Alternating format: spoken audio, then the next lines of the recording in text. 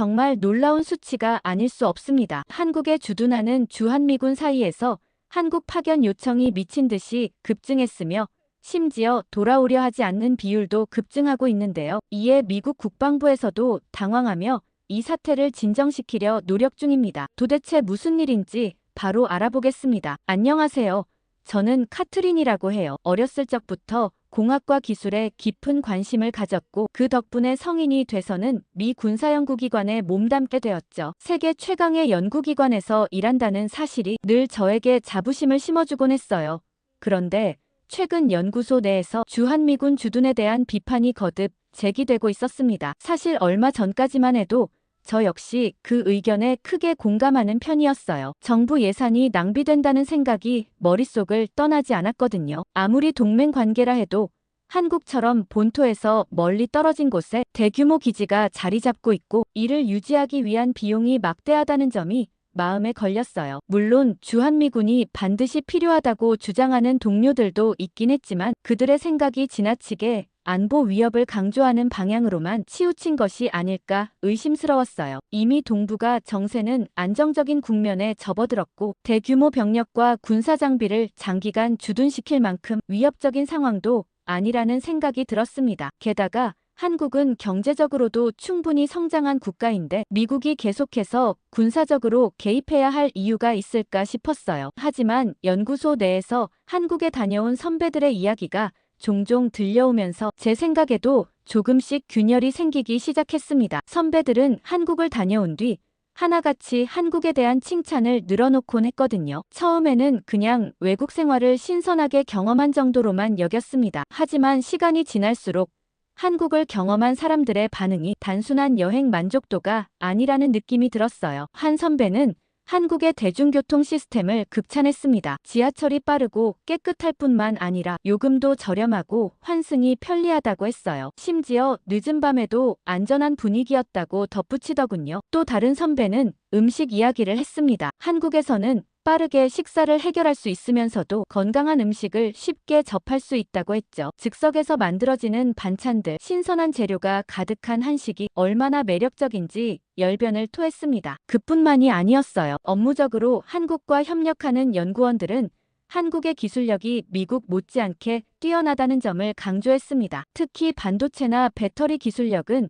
오히려 미국보다 앞서 있다는 평가도 있었죠. 미국이 당연히 기술 강국이라고 생각했던 저에게는 꽤 신선한 충격이었습니다. 물론 이런 이야기를 들을 때마다 주한미군과 연결지어 생각하지는 않았어요. 다만 한국이 이렇게 발전한 나라라면 우리가 꼭 막대한 비용을 들여 주둔할 이유가 있을까 하는 의문이 계속 남아있었죠. 그러던 중 최근 한국에서 돌아온 말이 선배와 점심을 함께하게 되었습니다. 선배는 도착하자마자 저에게 한국에서 머리를 하고 왔다며 자랑을 시작했어요. 처음에는 그냥 대수롭지 않게 들었는데 점점 이야기가 길어졌습니다. 선배는 한국에서 미용실을 방문했던 경험을 아주 생생하게 들려주었어요. 처음에는 그저 머리를 다듬을 생각으로 미용실에 갔다고 했습니다. 그런데 막상 들어가 보니 카페에 잘못 온 줄 알았다고 하더군요. 내부는 고급스러운 인테리어에 조용한 음악이 흐르고 있었어요. 대기 공간에는 커피와 차가 마련되어 있었고 심지어 무료로 제공되는 간식까지 있었다고 했습니다. 예약 시스템부터 시작해서 처음 만나는 미용사가 매우 친절하게 스타일을 상담해 주었다고 했어요. 단순히 머리를 자르는 게 아니라 얼굴형과 평소 스타일을 분석한 후 추천까지 해주었다는 이야기에 저도 흥미가 생겼습니다. 더 놀라운 건 커트 하나에도 굉장한 정성을 들였다는 점이었어요. 선배는 원래 짧은 머리를 선호했는데 한국 미용사는 얼굴선과 조화를 이루는 길이를 세심하게 맞춰주었다고 했습니다. 커트 후에는 스타일링까지 꼼꼼하게 해주고 머리결을 부드럽게 만들어주는 트리트먼트까지 받았다고 하더군요. 머리를 감겨줄 때도 감탄할 정도였다고 했습니다. 단순히 샴푸를 해주는 것이 아니라 두피 마사지를 시원하게 해주어 피로가 싹 풀리는 기분이 들었다고 했어요. 하지만 정말 놀란 건 계산서를 받아들고 나서였대요. 미국에서 비슷한 서비스를 받으려면 최소 $100에서 $150는 줘야 하는데 한국에서는 $40 정도의 이런 고품질 서비스를 받을 수 있었다는 점이 인상적이었다고 했어요. 선배는 자신의 머리를 보여주며 이렇게 깔끔하게 스타일링이 유지되는 걸 보면 정말 다시 가고 싶다는 말을 덧붙였습니다. 미국에선 절대 이렇게 안 나온다고 했죠. 그 말이 선배의 말이 맞긴 했어요. 이 이야기를 듣고 있자니 저도 문득 한국 미용실이 궁금해졌어요. 사실 저는 미용에 크게 관심을 두는 편은 아니지만 그래도 미국에서 받는 미용 서비스는 대체로 기대 이하였던 경험이 많았거든요. 이 이야기를 들으면서 한국이라는 나라에 대해 더 많은 호기심이 생기기 시작했습니다. 그러던 어느 날 상사가 조용히 저를 불렀습니다. 비공식적인 자리였지만 대화의 흐름은 금방 본론으로 향했어요. 상사는 커피를 한 잔 권하면서 연구소의 새로운 프로젝트에 대해 이야기를 꺼냈습니다. 한국의 선도적인 연구기관과의 협력 프로젝트였고 이를 위해 한 명의 연구원을 파견하기로 결정했다고 했어요. 상사는 신중하게 말을 이어갔습니다. 한국의 연구시설이 세계적 수준이라는 점, 연구원들을 위한 지원 체계가 잘 갖춰져 있다는 점, 그리고 무엇보다 이 기회가 저의 경력에 큰 도움이 될 것이라고 강조했어요. 게다가 주거비와 생활비 지원은 물론 언어 교육까지 제공된다고 했습니다. 하지만 저는 내심 반발심이 들었어요. 그동안 주한미군에 대해 부정적인 입장을 가지고 있었고 한국이라는 나라에 대해 특별한 관심도 없었기 때문입니다. 더구나 지금 진행 중인 프로젝트들도 있었고 미국에서의 생활이 편했기에 굳이 변화를 만들고 싶지 않았어요. 그래서 일단 시간을 좀 달라고 대답했습니다. 마음이 복잡한 상태로 복도로 나왔을 때였어요. 제 다음 차례로 연구소의 라이벌인 필모라가 상사의 방으로 들어가는 걸 목격했습니다. 필모라는 항상 저와 경쟁 구도에 있었고 비슷한 분야의 프로젝트를 맡아 서로를 견제해왔던 사이였어요. 그런데 그날따라 필모라의 모습이 유난히 눈에 띄었습니다. 평소의 날카로운 표정과는 달리 뭔가 여유가 넘치는 미소를 짓고 있었어요. 복도를 지나치면서 제게 던진 눈빛에는 승리를 확신하는 듯한 자신감이 묻어났습니다. 직감적으로 불길한 예감이 들었어요. 아니나 다를까 얼마 지나지 않아 연구소 내부에서 소문이 돌기 시작했습니다. 필모라가 한국 파견을 자원했다는 소식이었어요. 더구나 그녀는 이미 한국에서의 연구 경험이 있다며 자신이 최적의 후보라고 주장하고 다녔습니다. 그제야 저는 이 파견이 단순한 근무지 이동이 아니라는 걸 깨달았어요. 이는 향후 연구소의 핵심 프로젝트를 이끌어갈 수 있는 중요한 포지션이었고 자연스럽게 승진으로 이어질 수 있는 기회였습니다. 만약 제가 거절한다면 필모라가 그 자리를 차지하게 될 게 분명했어요. 한국엔 별로 가고 싶지 않았지만 필모라가 먼저 승진하는 건 생각만 해도 화가 났죠. 그런데 필모라는 며칠 뒤 저에게 먼저 다가왔습니다. 점심시간에 자연스럽게 자리를 함께 하더니 한국에서의 경험담을 이야기하기 시작했어요. 그런데 그 이야기는 믿기 어려웠습니다. 선배들이 했던 이야기와 정반대였거든요. 필모라는 한국에 갔을 때 한국 음식이 정말 안 맞았다며 불만을 늘어놓았어요. 현지 음식이 지나치게 맵고 자극적이어서 처음 몇 주 동안은 매일 속이 불편했다고 했습니다. 식당마다 마늘과 고추를 과도하게 사용해서 서구인의 입맛에는 전혀 맞지 않았다고 하더라고요. 심지어 샐러드를 주문해도 매운 고추 드레싱이 듬뿍 들어있어서 먹기 힘들었다고 했습니다. 그러면서 일본과 중국의 경험과 비교하며 한국의 단점을 더욱 부각시켰어요. 일본은 서구식 레스토랑이 많고 음식의 맛이 순하며 중국은 다양한 요리를 선택할 수 있어서 좋았다고 했습니다. 반면 한국은 영어 메뉴조차 찾기 어려워 매번 주문할 때마다 큰 스트레스를 받았다고 했어요. 어떻게든 저를 막아보려는 노력이 우습더라고요. 한국인들이 영어를 잘한다는 내용을 많이 들었는데 주문할 때마다 스트레스를 받았다니 어이가 없었습니다. 제가 시큰둥해하자 필모라는 더 열을 내며 한국에 대한 비판을 이어갔어요. 필모라는 한국의 대중교통이 복잡하고 혼란스러워서 자주 길을 잃었다고 했어요. 버스 노선이 너무 많아 어느 버스를 타야 할지 몰랐고 지하철은 환승 구간이 미로 같아서 처음에는 방향 감각을 완전히 잃었다고 했습니다. 그런데 일본의 지하철은 모든 표지판이 영어로도 잘 되어 있고 중국은 차량 공유 서비스가 발달해 있어서 훨씬 편리했다고 했습니다. 한국은 그저 두 나라의 중간에 끼어 있는 애매한 나라라고 폄하하는 투였어요. 일본과 중국은 왜 이렇게 얘기하나 싶었는데 한참 뒤에야 이해가 가더라고요. 일본과 중국에도 연구소가 있긴 있어요. 하지만 연구소라고 부르기도 매우 애매한 곳이죠. 대학에 딸려있는 작은 방이 하나 있는 정도니까요. 그곳에도 파견 자리가 있는데 저를 그곳으로 보낼 심산이었습니다. 필모라의 이런 태도가 오히려 제 생각을 바꾸는 계기가 되었습니다. 필모라가 이토록 한국 파견을 막으려 한다는 것은 그만큼 이 기회가 가치 있다는 뜻이 아닐까 하는 생각이 들었어요. 며칠간 고민 끝에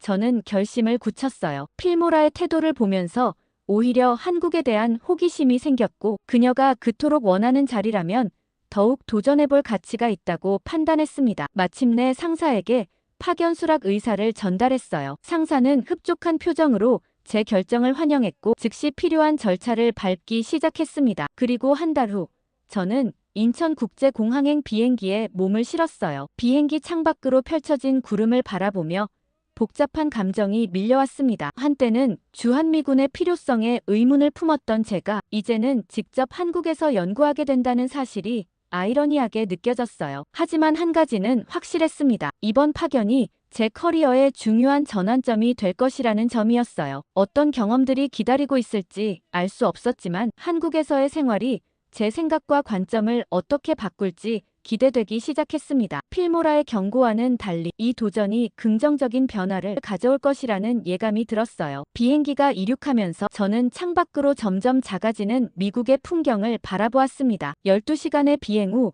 인천공항에 내린 저는 화장실 거울을 마주했습니다. 지친 얼굴만큼이나 엉망이 된 머리카락을 보니 선배가 열광적으로 추천했던 한국 미용실이 생각났어요. 얼른 휴가 나가서 가봐야지 하는 기대감이 들었습니다. 기지로 향하는 길에 담당자의 안내를 받으며 저는 묘한 긴장감을 느꼈어요. 그리고 기지의 정문이 보이는 순간 예상보다 훨씬 압도적인 규모의 놀라움을 금치 못했습니다. 이런 대규모 시설을 해외에 건설하고 유지하는데 들어가는 비용이 얼마나 될까?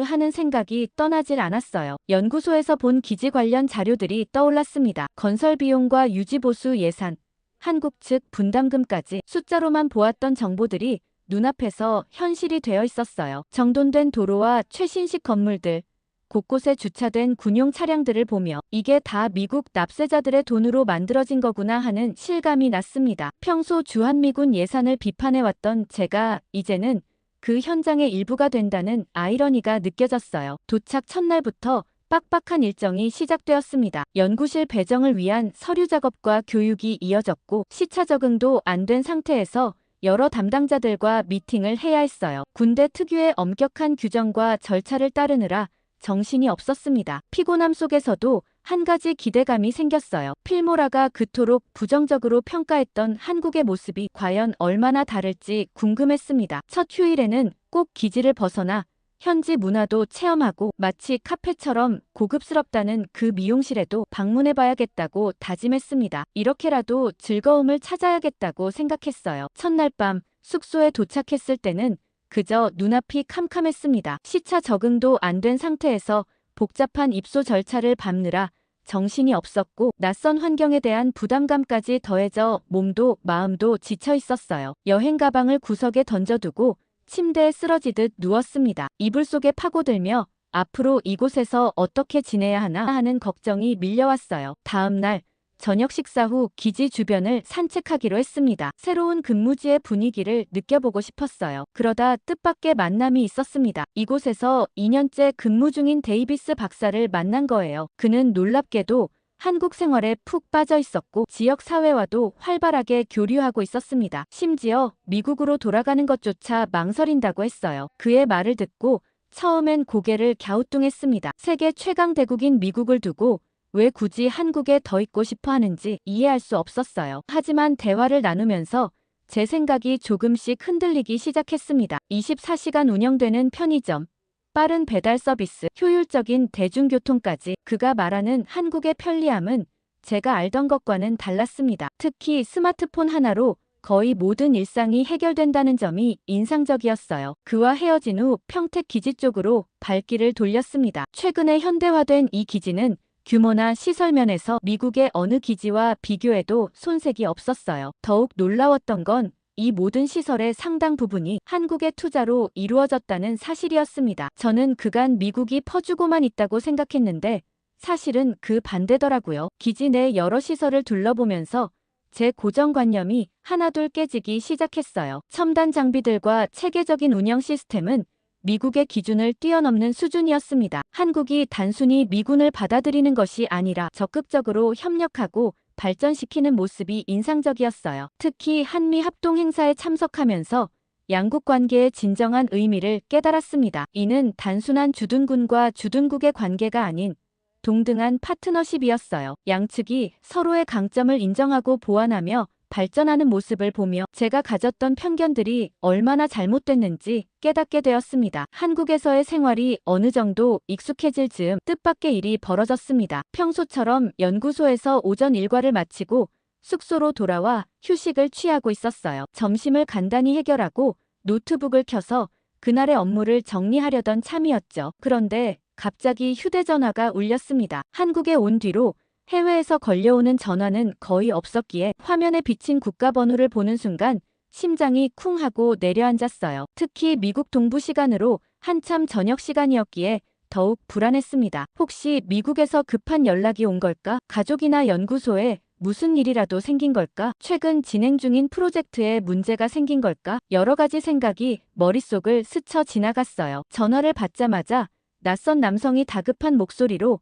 제 이름을 정확하게 불렀습니다. 심지어 제 중간 이름까지 완벽하게 알고 있었어요. 그의 영어 발음은 마치 본토 미국인처럼 유창했고 자신을 연방수사국 로스앤젤레스 지부 소속 윌슨 형사라고 소개했습니다. 그는 제 사회보장번호인 SSN이 도용되었으며 현재 제 계좌가 멕시코 마약 카르텔과 연관된 대규모 국제 금융 사기에 연루되었다고 했어요. 말이 끝나기도 전에 그는 자신이 미국 대사관과 금융범죄조사팀, 국제범죄수사팀, 그리고 한국경찰청과도 긴밀히 협력하고 있으며 즉시 조치를 취하지 않으면 돌이킬 수 없는 상황이 될 수 있다고 강조했습니다. FBI 특별수사팀이 이미 24시간 동안 제 계좌를 모니터링해왔다는 말도 덧붙였어요. 듣는 순간 머릿속이 하얘졌습니다. 어떻게 내 정보를 이토록 상세히 알고 있을까? 그리고 왜 하필 한국에서 이런 전화를 받는 걸까? 상황을 정확히 파악하지 못한 채 저는 상대방의 말을 계속해서 듣고만 있었어요. 그는 점점 더 긴박한 어조로 말하며 즉각적인 대응이 필요하다고 했습니다. 귀하의 계좌가 현재 범죄 조직에 의해 자금 세탁에 이용되고 있습니다. 지금 이 순간에도 불법 자금이 귀하의 계좌를 통해 이동하고 있어요.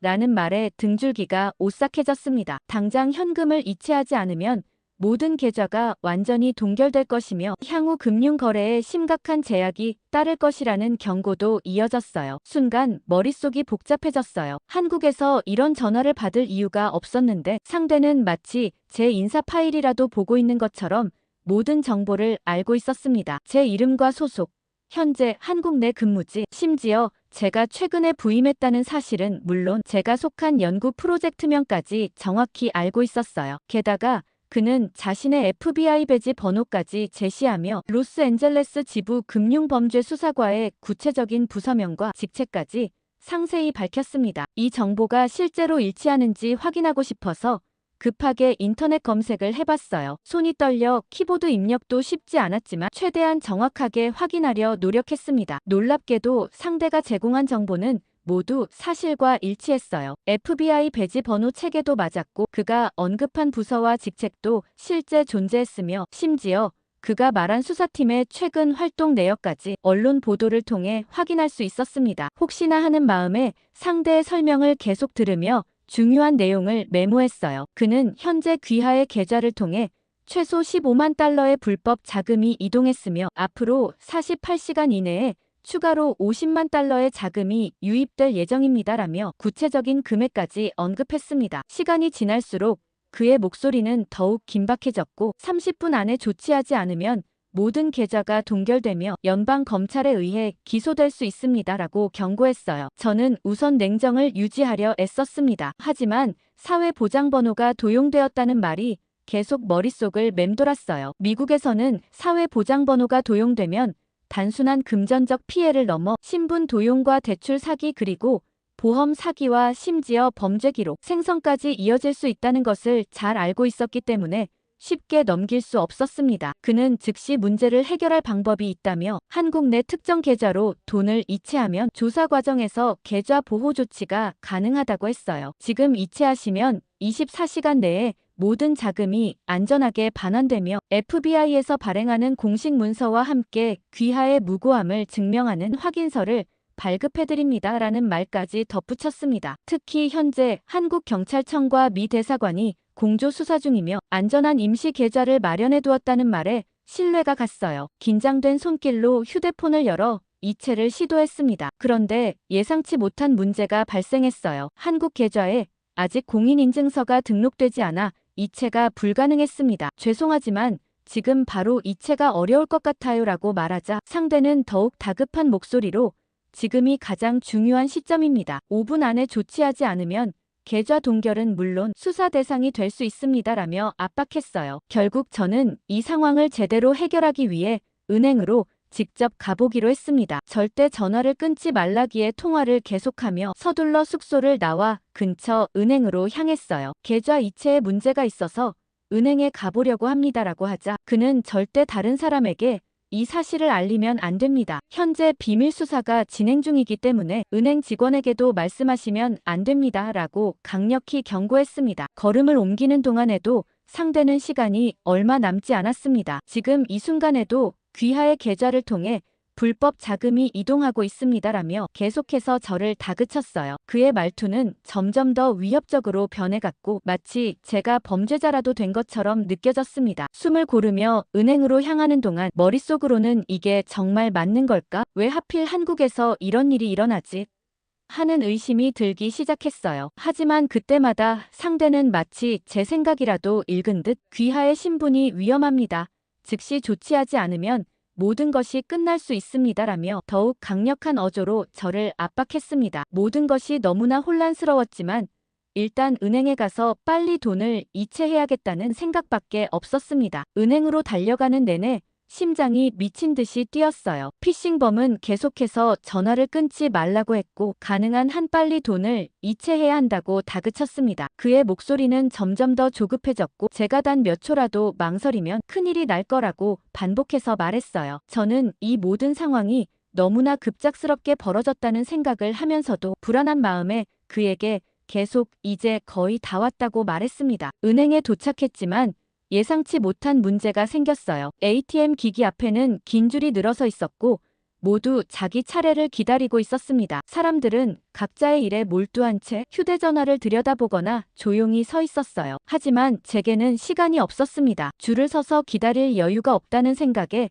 불안감이 점점 커졌어요. 휴대전화 너머의 목소리는 더욱 재촉하며 지금 당장 이체하지 않으면 내 계좌가 완전히 동결될 거라고 경고했습니다. 저는 망설일 시간이 없다고 판단하고 바로 은행 내부로 뛰어 들어갔어요. 입구 근처에 서 있던 청원 경찰이 저를 보고 다가왔어요. 아마도 제 얼굴이 잔뜩 굳어 있었을 거예요. 그는 무슨 일이냐는 듯한 표정을 지었지만 저는 그와 대화를 나눌 시간이 없었습니다. 가슴이 두근거리고 손은 땀으로 젖어 있었어요. 그가 다가와 괜찮냐고 물었지만 저는 고개를 저으며 당장 창구로 가야 한다고 말했습니다. 창구 번호표를 뽑는 것도 기다릴 수가 없었어요. 은행 내부의 대기석에는 몇몇 사람들이 앉아 있었지만 제게는 그들이 모두 너무 느리게 움직이는 것처럼 보였습니다. 저는 급한 마음에 그들을 지나쳐 창구로 곧장 걸어갔어요. 창구에는 은성이라는 명찰을 단 남성 은행원이 앉아 있었습니다. 그는 도움이 필요하냐며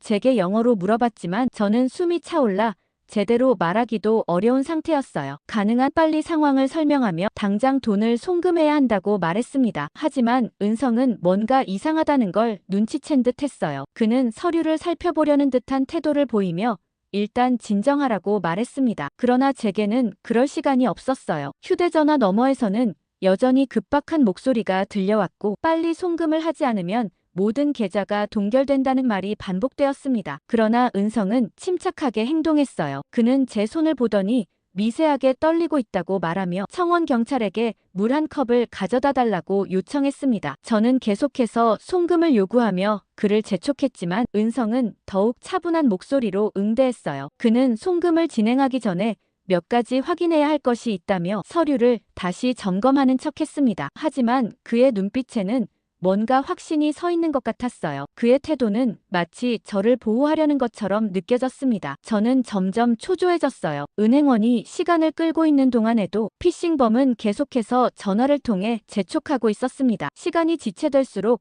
더 위험해질 것 같은 불안감이 커졌어요. 저는 다시 한번 은성에게 요청했습니다. 지금 당장 송금을 하지 않으면 문제가 커질 거라고, 하루라도 늦어지면 모든 것이 끝장날 거라고 강하게 주장했어요. 하지만 은성은 여전히 송금을 진행하지 않았습니다. 그는 제 눈을 마주보며 잠시 침묵한 후 정말로 급한 송금이라면 어떤 용도로 쓰이는지 한 번 더 확인해보자고 말했어요. 그제야 저는 조금씩 혼란스러워지기 시작했습니다. 머릿속이 복잡해졌어요. 혹시 이게 정말 보이스피싱일까? 하지만 상대는 내 정보를 너무나 정확히 알고 있었습니다. 그리고 미국 경찰을 사칭하며 모든 것을 사실처럼 꾸며냈어요. 그러나 은성의 태도도 이상했습니다. 마치 확신을 가지고 저를 막으려는 것 같았어요. 저는 더 이상 송금을 강하게 주장하지 못하고 그의 다음 말을 기다렸습니다. 그러자 은성은 저를 설득하려는 듯 보이스피싱에 당하는 사람들이 보통 어떤 심리 상태인지 설명해주기 시작했어요. 그 순간 휴대전화 너머의 피싱범이 더욱 다급한 목소리로 저를 다그쳤습니다. 그는 왜 아직도 돈을 보내지 않았냐며 더 이상 지체하면 정말로 계좌가 동결될 거라고 협박했어요. 순간적으로 머릿속이 새하얘졌습니다. 지금까지 그가 말했던 모든 게 진짜라고 믿어야 할지 아니면 은성의 말대로 의심해봐야 할지 갈등이 생겼어요. 은성은 제 눈을 바라보며 지금 이 상황이 얼마나 위험한지 다시 한번 생각해보라고 했습니다. 그는 수많은 피해자들이 바로 이런 식으로 속아 넘어간다고 설명했어요. 저는 그의 말을 들으면서도 한편으로는 아직도 피싱범이 말한 내용이 신빙성이 있는 것 같아 혼란스러웠습니다. 하지만 은성의 태도에서 느껴지는 확신이 조금씩 저를 안심시켰어요. 저는 휴대전화를 손에 꼭 쥐고 망설였습니다. 전화를 끊어야 할까? 아니면 정말 이체를 해야 할까? 제 손끝이 다시 떨리기 시작했어요. 이 전화가 정말 믿을 수 있는 전화인지 한 번 더 확인해 보시는 게 좋겠습니다라는 한마디가 제게 결정적인 계기가 되었어요. 손이 떨리는 것을 느끼며 결국 통화를 종료했습니다. 피싱범의 목소리가 끊기는 순간 이상하리만큼 정막이 감돌았어요. 통화 종료 후 몇 초간 현실로 돌아온 듯한 묘한 감각이 들었습니다. 만약 조금만 더 피싱범의 말에 휩쓸렸다면 정말로 거액을 송금했을 수도 있었다는 사실이 소름 끼쳤어요. 은성은 제게 차분한 목소리로 물 한 컵을 다시 건네며 다시 한번 이와 비슷한 전화가 오면 절대 대응하지 말라고 조언했습니다. 저는 한숨을 쉬며 자리에서 천천히 일어났어요. 이제야 긴장이 조금씩 풀리는 것 같았습니다. 휴대전화를 보며 착신된 번호를 검색해보니 보이스피싱 신고 사례로 이미 등록된 번호였어요. 순간 등골이 서늘해졌습니다. 정말 간발의 차이로 피해를 면했더라고요. 하지만 무엇보다도 저는 한국에서 마주친 이 따뜻한 친절함에 대해 생각하게 되었습니다. 미국이었다면 제가 이렇게 서둘러 창구로 가서 다급한 목소리로 송금을 요구했을 때 그 누구도 제 상황을 깊이 들여다보려 하지 않았을지도 몰라요. 그러나 은성과 청원경찰은 단순히 업무적으로 대응하는 것이 아니라 한 사람의 불안과 두려움을 이해하고 돕고자 했습니다. 물론 미국에서도 보이스피싱 사건은 흔하게 발생해요. 하지만 그 과정에서 은행원이 이렇게 적극적으로 개입해 도와주는 경우는 거의 없어요. 보통 고객이 이체를 원하면 은행원은 절차를 따를 뿐 누군가가 나서서 이건 사기일 수도 있다고 경고하거나 고객의 심리를 이해하며 차분하게 진정시켜주는 일은 극히 드문 일입니다. 특히 인상적인 것은 한국의 체계적인 금융범죄 대응 시스템이었어요. 은행 직원들이 보이스피싱 의심 상황에 대한 교육을 철저히 받았다는 것이 느껴졌고 경찰과 은행이 긴밀하게 협력하는 시스템도 갖추어져 있었습니다. 이런 시스템이라면 우리 미군 기지 내에서도 도입해볼 만하다는 생각이 들었어요. 그렇기에 오늘 은성 씨의 도움은 더욱 뜻깊게 다가왔습니다. 단순히 은행원의 의무를 다한 것이 아니라 한 사람으로서 진심으로 걱정해주고 올바른 선택을 할 수 있도록 도와줬다는 점에서 감동을 받았어요. 차분한 목소리로 물 한 컵을 건네주던 순간부터 확신을 가지고 보이스피싱일 가능성을 설명하던 태도까지 모든 것이 인상적이었습니다. 그래서 은성 씨에게 밥이라도 한 끼 대접하고 싶었어요. 감사 인사를 전하는 방법을 고민하다가 직접 만나서 제대로 인사를 하고 싶다는 생각이 들었습니다. 다행히 그도 흔쾌히 받아들였고 우리는 따로 약속을 잡았어요. 그리고 이번 일을 계기로 한국의 금융 보안 시스템과 범죄 예방 체계를 더 자세히 물어봐야겠다는 생각이 들었습니다. 이런 선진적인 시스템을 미국에도 도입한다면 얼마나 많은 피해가 예방될까 싶었어요. 그리고 주한미군 시스템을 유지하는 건 단순 국방안보뿐 아니라 한국의 여러 긍정적인 면들을 배울 기회가 된다는 생각이 들었습니다. 이것뿐만 아니라 지하철이라든지 배달 문화라든지 한국의 여러 시스템을 벤치마킹하면 좋겠다는 생각이 들더라고요. 그런데 막상 은성 씨와 약속을 잡고 나니 고민이 시작되었어요. 어디로 가야 할까? 무엇을 먹으면 좋을까? 머릿속이 복잡해졌어요. 고맙다는 말을 전하고 싶은 마음만큼은 분명했지만 어떻게 표현해야 가장 잘 전달될지 고민이 많았습니다. 한국에서는 보통 이런 경우 어떻게 감사 인사를 전하는지도 궁금하더라고요. 제 마음을 담은 편지를 전달하는 게 좋을까요? 한국 남자들이 뭘 좋아하는지도 찾아봐야겠습니다. 한국은 애들까지 진짜 왜 이래? 여기 리야드의 한 국제화학올림피아드 대회에서 결과를 듣고 참가한 84개국 327명의 학생들이 모두 충격에 빠졌습니다. 그 대회에 참여했던 한 여학생이 메일을 하나 보내왔는데요. 어떤 내용인지 오늘의 사연을 시작하겠습니다. 안녕하세요. 저는 영국 런던에 살고 있는 17살 고등학생 레이첼이에요. 화학은 제 인생의 전부라고 해도 과언이 아닐 것 같아요. 저희 부모님은 두 분 다 대학에서 화학을 가르치시는데 그 영향인지 저도 어릴 적부터 화학에 관심이 많았어요. 중학교 때부터는 매일 밤 늦게까지 화학 문제를 풀고 주말에도 도서관에서 공부하는 게 일상이었죠. 왜냐면 국제화학올림피아드에 참가해 메달을 따는 게 제 오랜 꿈이었거든요. 그 대회는 각 나라에 대표되는 학생 오직 4명만 참여할 수 있었기 때문에 저는 영국 대표가 되기 위해 3년 동안 매일 4시간 이상 화학 공부에 매진했습니다. 학교 수업이 끝나면 곧바로 화학 실험실로 달려가 추가 실험을 하고 밤늦게까지 화학 문제집을 풀었어요. 게다가 주말에는 부모님을 따라 대학 도서관에서 대학 수준의 화학 서적을 독파하며 지식의 폭을 넓혔습니다. 영국 대표를 선발하는 시험을 앞두고 제가 얼마나 긴장을 많이 했나 모르겠어요. 제가 혹시나 떨어지면 어떡하지 걱정할 때마다 할머니는 이렇게 무언가 하나를 위해 열정적으로 해본 경험 자체가 중요한 거라며 제 마음을 다독여 주셨어요. 공부하면서 할머니의 말씀 한마디가 제게 굉장히 도움이 많이 되었죠. 영국 대표 선발전에서도 할머니는 시험장 앞까지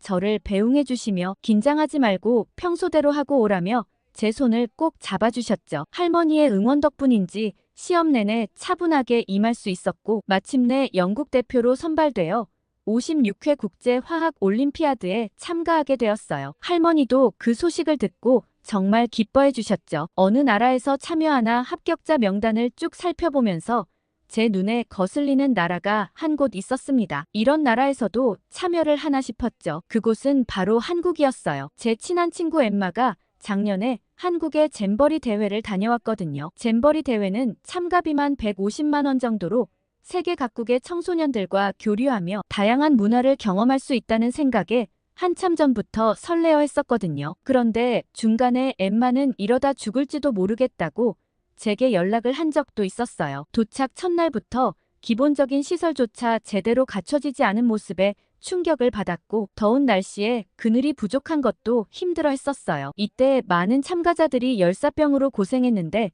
엠마도 며칠 동안 두통과 메스꺼움에 시달렸죠. 여름이라 100번 양보해 날씨는 그렇다 치더라도 프로그램 운영에도 많은 혼란이 있었는데 캠프장 내에 의료시설이 부족했고 응급 상황 시 대처 방안도 명확하지 않았대요. 중간에 불만이 많았던 참가자들은 중도 귀국하기도 했는데 엠마도 그때 귀국할까 말까 고민을 많이 했었던 것 같아요. 저는 그러다 큰일 나겠다며 그냥 돌아오라고 했지만 엠마는 한국 친구들은 정말 좋다며 조금 더 버티겠다고 했거든요. 아무튼 마지막엔 엠마가 보고 싶었던 K-팝 공연도 보고 만족했다고 했지만 멀리 영국에서 지켜본 잼버리 모습은 영 엉망이라 한국에선 무슨 국제대회를 그렇게 치르나 싶어 믿음직스럽지 못했어요. 그런 나라에서 온 학생들이라면 내가 충분히 이길 수 있지 않을까 싶었죠. 아무튼 대회가 열리기 전까지도 매일 밤낮 없이 공부에 매진했어요. 어느덧 대회가 열리는 사우디아라비아 리야드로 떠나기 전에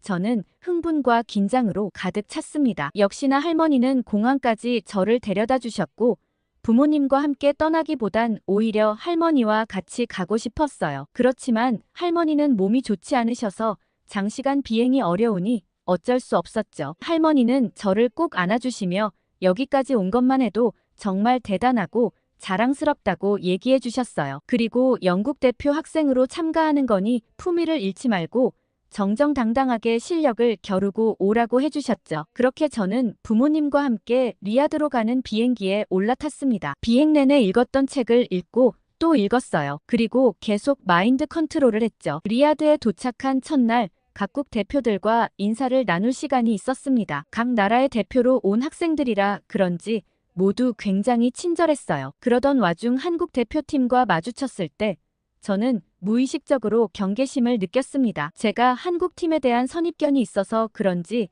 왠지 꺼림칙한 느낌이 들더라고요. 한국팀 친구들은 굉장히 조용했지만 얼굴에 자신감이 넘치는 느낌이었어요. 대회 주최 측에선 각 학생들의 시차 적응과 대회 준비를 위해 초반 며칠간은 자유롭게 공부할 수 있는 환경을 마련해 주었어요. 그런데 저는 제게 배정된 실험실을 보고 깜짝 놀랐습니다. 저는 한국 대표팀과 같은 실험실과 독서실을 사용해야 했거든요. 다른 나라였다면 더 좋았을 텐데 아쉽다는 생각이 들었어요. 한국팀은 제겐 라이벌이 아니었기 때문에 미국이나 유럽에서 온 친구들과 같이 실험실을 쓰게 되면 그 친구들의 전략을 좀 볼 수 있지 않을까 싶었거든요. 별 기대 없이 실험실에 들어섰을 때 제 옆자리에 한국 학생이 제게 미소를 지어주었습니다. 그 학생의 이름은 민준이더라고요. 저도 어색하게 웃어 보였고 제가 할 일에 집중하려고 했어요. 그런데 갑자기 제게 전화가 한 통 왔고 저는 조용히 전화를 받으러 나갔습니다. 그런데 그 전화를 받고 나서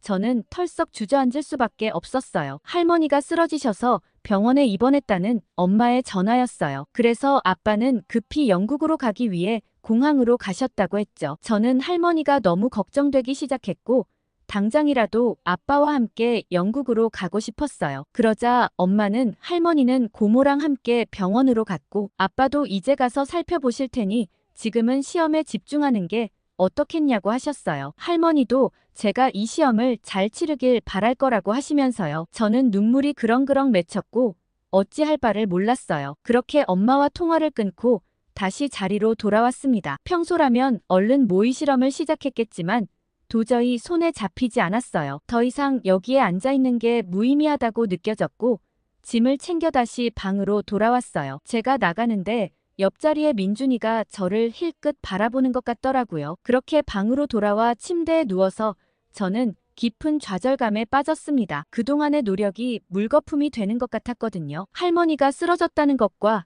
그것 때문에 집중하지 못하고 우왕좌왕하는 제 자신이 한심해 보여서 무너져 내리는 듯한 기분이 들었어요. 천장을 바라보며 저는 이대로 포기해야 하는 건지 고민했습니다. 하지만 그때 문득 할머니의 얼굴이 떠올랐어요. 할머니께서 항상 제게 해주시던 말씀이 기억났습니다. 할머니는 제 가장 큰 장점은 포기하지 않고 끝까지 해내는 거라고 해주셨거든요. 저는 그 말씀을 떠올리며 천천히 일어나 책상에 앉았습니다. 내일은 또 다른 날이고 아직 기회가 남아있다는 것을 떠올렸어요. 그렇게 저는 다음 날을 위해 마음을 다잡았습니다. 할머니를 위해 그리고 제 자신을 위해 최선을 다하기로 했어요. 그리고 비장한 마음으로 다음날 실험실에 갔고 옆자리에 민준이는 벌써 실험을 시작하고 있었어요. 저도 꽤 빨리 왔다고 생각했는데 정말 부지런하다는 생각이 들더라고요. 실험을 시작하려는데 여전히 마음이 혼란스러웠어요. 그러다 실험 중 제가 실수로 시약을 떨어뜨렸을 때 민준이가 재빨리 다가와 도와주었습니다. 민준이가 잡아주지 않았다면 제가 다칠 수도 있었죠. 저는 민준이에게 고맙다고 얘기했고 민준이는 무슨 일이 있냐고 제게 물어보았습니다. 민준이의 눈빛에는 저에 대한 걱정이 가득한 것 같았어요. 처음 본 친구를 이렇게 걱정해주다니 저는 그 눈빛에 감동을 받았죠. 저는 민준이에게 할머니의 얘기를 털어놓았어요. 저에겐 정신적 지주나 다름없는 할머니가 쓰러지셔서 병원에 입원했다고 얘기했죠. 민준이는 제 이야기를 진지하게 들어주었어요. 민준이도 자기 할아버지가 얼마 전 큰 수술을 받으셨다며 제 심정을 이해한다고 하더라고요. 민준이에게 이야기를 하는 것만으로도 마음이 많이 차분해졌어요. 그날 이후로 한국팀 친구들은 저에게 특별한 관심을 보여주었어요. 제가 혼자 있을 때마다 다가와 말을 걸어주었고 같이 공부하자고 제안해 주었어요. 처음에는 어색했지만 점차 민준이와 한국 친구들의 진심 어린 태도에 마음이 열리기 시작했어요. 처음엔 잼버리 사태 때문에 한국에 대해 선입견이 가득했지만 이 친구들은 정말 달랐어요. 마음 따뜻한 한국 친구들 덕분에 저는 다시 시험에 집중할 수 있었던 것 같아요. 한국 친구들과 함께 공부하기 시작하면서 저는 한국 친구들의 학습법에 굉장히 놀랐어요. 한국 친구들은 서로 모르는 것을 물어보고 설명해주는 과정에서 더 깊이 이해하고 있더라고요. 게다가 어려운 문제를 함께 토론하며 해결해 나가는 모습이 인상적이었습니다. 저도 혼자서 공부하는 것보다 한국 친구들과 공부할 때 집중이 더 잘 되는 것 같은 느낌이 들었어요. 그리고 한국 친구들의 놀라운 실력을 지켜보면서 이 친구들이 대회를 휩쓸지도 모르겠다는 생각이 들었죠. 그리고 대회 당일 아침 시험장으로 향하면서 저희는 열심히 공부했으니 좋은 결과가 있을 거라며 서로를 응원했어요. 제가 시험 칠 때마다 할머니가 응원해 주셨는데 그걸 친구들이 대신해 준다는 생각이 들었죠. 그런데 민준이가 갑자기 제게 무언가를 하나 제 손에 올려주었습니다. 그건 코팅해 놓은 네잎 클로버였어요. 이건 부적인데 자기는 워낙 이런 물건들이 많아 제게 하나 준다고 했어요. 이번 시험을 꼭 잘 쳐서 할머니께 좋은 소식을 들려드리면 좋겠다고 덧붙였죠. 저는 비록 미신이라고 생각할 수 있지만 민준이의 마음이 담긴 선물이 정말 고맙더라고요. 그 네잎 클로버를 받아드는데 정말 좋은 결과를 낼 수 있을 것만 같은 자신감이 생겼어요. 시험이 시작되고 저는 그동안 민준이와 함께 공부했던 내용을 떠올리며 문제를 풀어나갔어요. 어려운 문제가 나왔을 때도 민준이가 알려준 접근 방식을 기억하며 차근차근 해결해 나갔어요. 시험을 치르는 내내 저는 혼자가 아닌 것 같다는 생각이 들더라고요. 긴 시간에 걸친 시험이 끝나고 모든 걸 쏟아붓고는 녹초가 되어 건물 밖으로 걸어 나왔어요. 이미 한국 친구들은 다 끝내고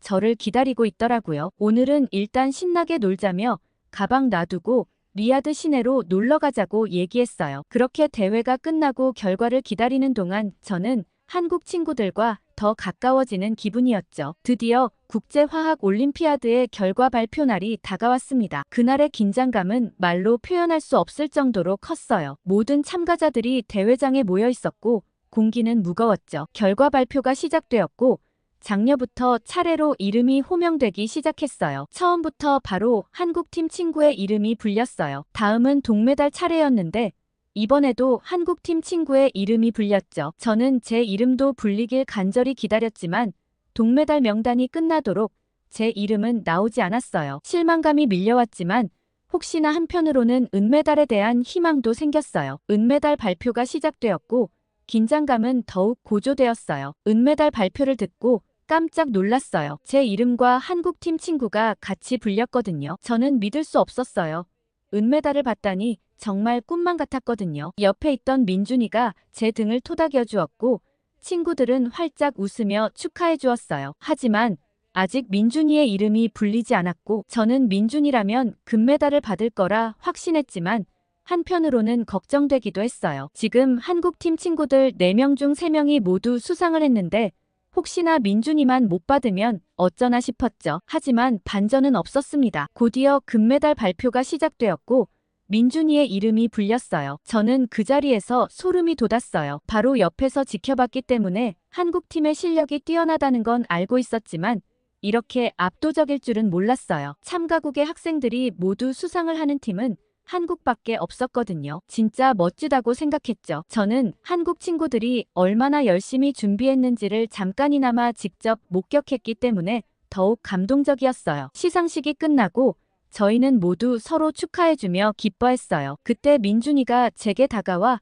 조용히 말을 걸었어요. 할머니가 위독하신 어려운 상황에서도 포기하지 않고 끝까지 최선을 다한 게 정말 대단하다고 말해주었어요. 얼른 할머니께 이 소식을 전달해드려야 하지 않겠냐고 했죠. 저는 민준이가 아니었으면 계속 이어나가지 못했다고 얘기하며 민준이에게도 정말 고맙다고 얘기했어요. 그러면서 이 대회를 통해 은메달보다 더 값진 친구가 생겼다는 걸 깨달을 수 있었죠. 그런데 국제화학올림피아드의 결과 발표 직후 축하와 기쁨의 분위기가 가득했던 대회장에 갑자기 긴장감이 감돌기 시작했어요. 중국팀에서 심사위원회에 이의를 제기한다는 소식이 전해졌기 때문이에요. 중국팀은 한국팀에서 금은동메달의 장려까지 모두 휩쓸어간 게 의심스럽다며 부정행위 가능성을 제기했어요. 이 소식은 순식간에 대회장 전체로 퍼져나갔고 모든 참가자와 관계자들은 동요하기 시작했어요. 한국팀 친구들의 얼굴에는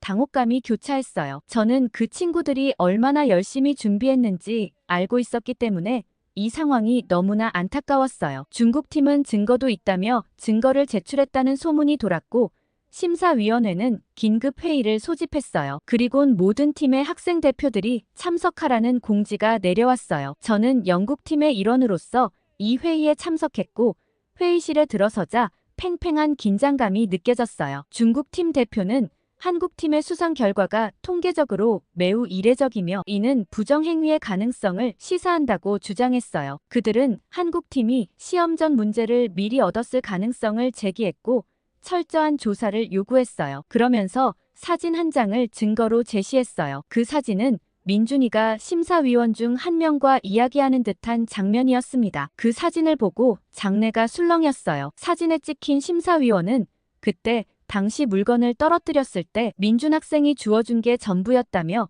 그 어떤 부정행위도 없었다고 강력히 얘기했습니다. 또한 민준이는 저 사진이 촬영되었을 때 저는 저분이 심사위원이라는 것도 몰랐다고 강력히 항변했지만 다른 나라 대표들의 표정에서 의구심을 읽을 수 있었어요. 저는 가슴이 답답했고 제가 직접 목격한 한국팀의 노력과 실력을 어떻게든 전달해야 한다는 생각이 들었어요. 그때 심사위원장이 각국 대표에게 의견을 물었어요. 순서대로 의견을 말하다 제 차례가 되었을 때 저는 용기를 내어 일어났어요. 저는 대회 기간 동안 한국팀과 가까이에서 지냈던 경험을 이야기했어요. 그들이 얼마나 체계적으로 준비했는지 서로를 도우며 끊임없이 노력하는 모습을 직접 목격했다고 전했어요. 그리고 친구들과 지내면서 제가 알게 된 한국의 과학기술 수준과 그간 한국 학생 대표들이 국제과학대회에서 꾸준히 좋은 성적을 거둬온 역사에 대해 이야기했습니다. 이런 배경을 고려할 때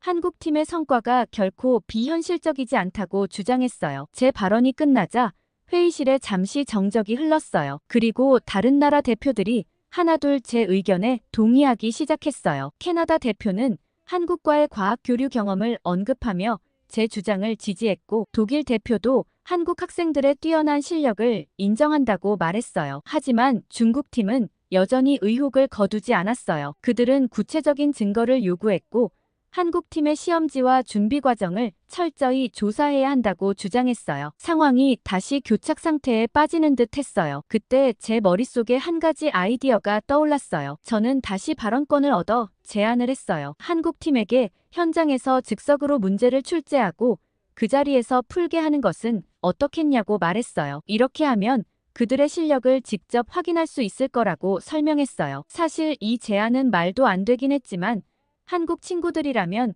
문제없이 해결할 수 있을 거란 확신이 들었거든요. 이 제안에 많은 대표들이 호응했고 심사위원회도 이를 긍정적으로 검토했어요. 결국 즉석 시험을 실시하기로 결정되었고 각국 대표들이 공동으로 문제를 출제하기로 했어요. 1시간의 준비 시간 후 한국팀은 즉석에서 출제된 고난도 문제를 풀게 되었어요. 모든 대표들과 심사위원들이 지켜보는 가운데 한국팀 학생들은 놀라운 집중력과 문제 해결 능력을 보여주었어요. 그들은 서로 토론하며 문제를 분석하고 효율적으로 역할을 나누어 해답을 도출해 나갔어요. 2시간의 시험 시간이 끝나고 채점이 이루어졌습니다. 그 결과는 모두를 충격에 빠뜨렸어요. 모두의 예상을 뛰어넘었거든요. 한국팀은 극도로 어려운 즉석 문제들을 거의 완벽에 가깝게 해결해냈고 오히려 모두 다 금메달을 줘야 하는 거 아닌가 싶을 정도의 완벽한 답안을 내놓았어요. 한국팀은 모두 창의적이고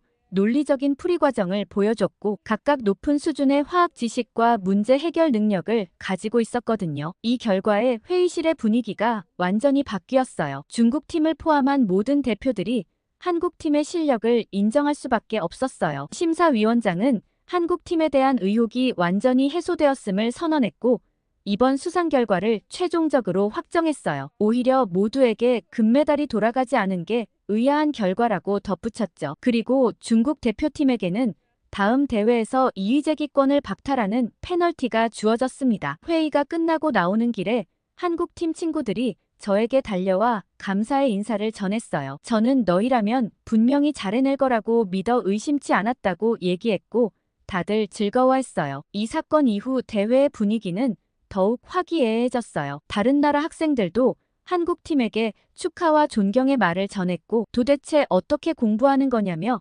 서로의 학습 방법과 경험을 이야기하는 시간이 되었어요. 그리고 저는 바로 어딘가로 전화를 한 통 걸었습니다. 할머니는 곧 병원에서 퇴원할 것 같다고 많이 나아지셨다고 얘기하셨고 제가 할머니께 은메달 소식을 전해드리자 할머니는 기쁨의 눈물을 흘리셨어요. 대회를 끝까지 치러낸 것과 제가 좋은 성적을 얻은 것 둘 다 너무 값지다고 하셨죠. 그렇게 대회도 다 마무리되고 헤어질 시간이 되었어요. 민준이는 언제든지 한국에 놀러 오라고 했고 저희는 SNS 주소를 교환했어요. 그리고 저는 그간 정말 고마웠다고 얘기하곤 공항에서 작별 인사를 했죠. 비행기를 타고 영국으로 돌아가면서 엄마는 제게 짧은 대회 기간 동안 제가 부쩍 큰 것 같다고 얘기하셨어요. 저는 이 모든 게 좋은 친구를 만난 덕분인 것 같다고 했죠. 엄마는 은메달도 땄겠다. 제게 선물을 하나 주겠다고 하셨고 고민해보라고 하셨습니다. 저는 그때 번뜩 한 가지 생각이 떠올랐어요. 제가 바로 대답하자마자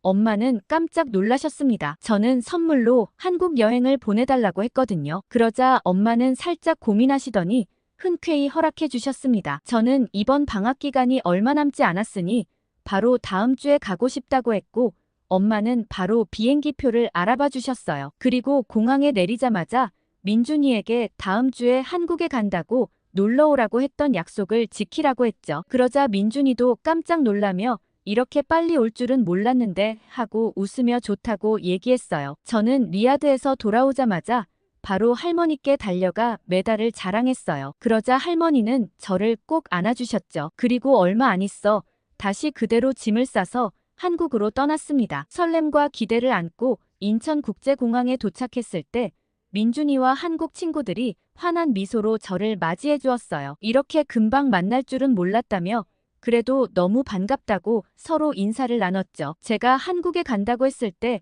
민준이는 제게 뭘 제일 해보고 싶냐고 물었고 저는 민준이가 다니는 한국 학교가 궁금하다고 얘기했어요. 민준이는 지난주에 선생님께 허락을 받았고 오늘 하루 체험해도 좋다고 하셨다고 했어요. 그렇게 저는 민준이가 다니는 고등학교에 가볼 수 있었습니다. 학교 정문에 들어서자마자 깔끔하고 현대적인 건물에 놀랐어요. 민준이의 설명으로 이 학교가 과학 중점 학교라는 것을 알게 되었습니다. 교실에 들어섰을 때 학생들의 열정적인 모습에 또 한 번 놀랐어요. 수업 시간이었는데도 모든 학생들이 집중하여 선생님의 말씀을 경청하고 있었거든요. 특히 화학 수업 시간엔 선생님과 학생들 사이의 활발한 토론이 인상적이었어요. 한국인데도 모든 수업이 영어로 이루어지는 게 더 신기했습니다. 한국 영재로 대회에 나온 친구들 뿐만 아니라 더 대단한 친구들이 많은 것 같다는 생각이 들었어요. 그리고 민준이가 그렇게 영어를 유창하게 잘하는 것도 다 학교에서 영어로 수업하고 있어서 그랬구나 싶은 생각도 들었죠. 그리고 얼마 지나지 않아 점심시간이 되었고 저는 민준이와 급식실로 이동했어요. 한국 학교 견학 중 가장 인상 깊었던 경험은 단연학교 급식이었어요. 민준이가 저를 학교 식당으로 안내했을 때 저는 어디선가 나는 냄새에 깜짝 놀랐습니다. 식당에 들어서자마자 너무 맛있는 냄새가 났거든요. 다양한 반찬들과 메인 요리에 신선해 보이는 과일까지 식단의 구성이 무척 알차 보였어요. 민준이는 이 모든 메뉴가 영양사 선생님의 꼼꼼한 계획 하에 준비되는 거라고 얘기해 주었어요. 드디어 제 차례가 되어 급식을 받았고 식판에 담긴 음식들을 보고 저는 놀라움을 감출 수 없었어요. 영국 식당에서 사 먹는 것보다 훨씬 잘 나오는 것 같았거든요. 자리에 앉아 음식을 먹기 시작하자 그 맛에 또 한 번 놀랐어요. 불고기는 부드럽고 달콤한 맛이 일품이었고 반찬들도 하나하나 맛있었어요. 특히 처음 먹어보는 김치는 독특한 맛이 있었지만 씹을수록 아삭한 맛에 금세 빠져들게 되었어요. 그런데 제가 정말 놀랐던 점은 이 모든 급식이 무상으로 제공된다는 사실이었어요. 한국의 의무 교육 과정에서는 모든 학생들에게 무상 급식이 제공된다고 하더라고요. 저는 영국이 한국을 따라가려면 한참 멀었구나 싶었어요. 영국은 이렇게 다채롭게 제공되지도 않을 뿐더러 급식의 질과 양이 떨어져 학교 급식 대신 도시락을 싸서 다니는 경우가 많거든요. 하지만 집에서 챙겨온다 하더라도 제대로 된 식사를 하지 못하는 경우가 많은데 한국 학생들은 이런 급식을 매일 먹고 있다니 정말 부럽더라고요. 영국에도 이런 한국의 시스템이 도입되면 얼마나 좋을까 하는 생각이 들었습니다. 그리고 다음 날은 민준이 집에 초대받아 식사도 대접받고 경복궁도 다녀왔어요. 정말 재미있는 한국 여행을 마무리하고 돌아왔죠. 제가 잼버리 얘기만 듣고 한국에 대해 아예 몰랐다면 어땠을까 생각만 해도 끔찍한 것 같아요. 다음엔 민준이를 영국에 초대할 예정인데 그때 바나나 우유를 잔뜩 사오라고 시켜뒀어요. 그게 정말 맛있더라고요. 아무튼 한국이라는 놀라운 나라에 대해 알게 돼서 너무 기뻤어요. 오늘 레이첼 양의 사연 어떻게 들으셨나요? 사실 잼버리 때 뉴스를 보면서도 믿기지 않았는데 그때 기사를 아직도 기억하고 편견을 갖는 사람들이 있다는 게 안타깝기도 하네요. 그리고 한국의 우수한 영재들이 세계 대회를 휩쓸고 다닌다니 한국의 미래가 더욱 기대됩니다. 여러분 의견은 어떠신가요? 댓글 많이 달아주세요. 구독과 좋아요 꾹 눌러주시고 다음에 더 좋은 사연으로 돌아오겠습니다. 사연 제작소 감동필름이었습니다.